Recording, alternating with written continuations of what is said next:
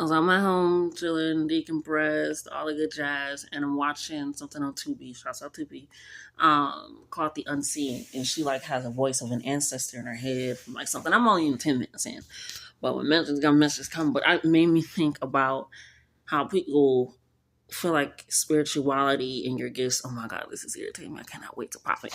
But we're gonna ignore that. But anyway, moving forward, moving on, because I can get sidetracked. But I was thinking about spiritual gifts and things of that sort, and people preach it as a certain way, right? And yes, if you watch my twist videos, it's good to know the names. But for me, some of my ancestors be like, you don't need to know my name. And not in a way of like they're hiding, but I can see their face. I can talk to them. I can see their image. And I was talking to my little brother yesterday, I'm way better with faces than I am with names.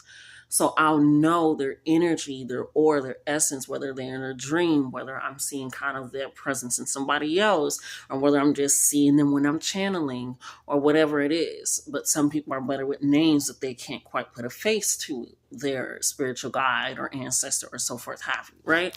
And some ancestors' names, of course, I know, obviously, but not all of them, whether they're old or new or coming in, whatever. So it's like, don't limit your spiritual gifts or what you have just because it doesn't look like something else, or you don't process it the same way, or it doesn't come out the same way. It doesn't need to. It's supposed to come out in a way that is aligned with you because it's your spiritual gift. It's your capabilities. It's moving within and through your spiritual body in this physical one. So if it doesn't look a certain way or how it's done and set up, it doesn't matter. It doesn't matter because it's yours.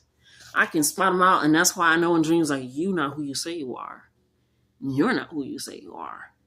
I can see your energy, your face. Even if your face, I can see your energy is not who you're trying to say you are either.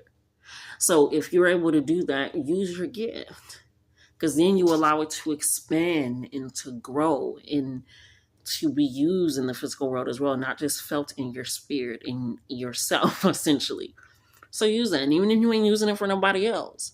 But trust that your spiritual gifts are aligning with you. And if they're coming out in that way, allow them to come out in that way.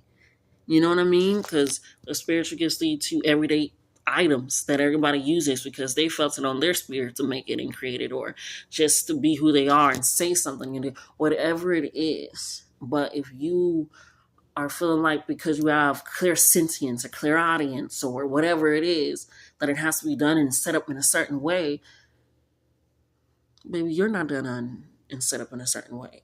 You're you. So if you fuck with you enough, fuck with your gifts enough to allow them to come out in the way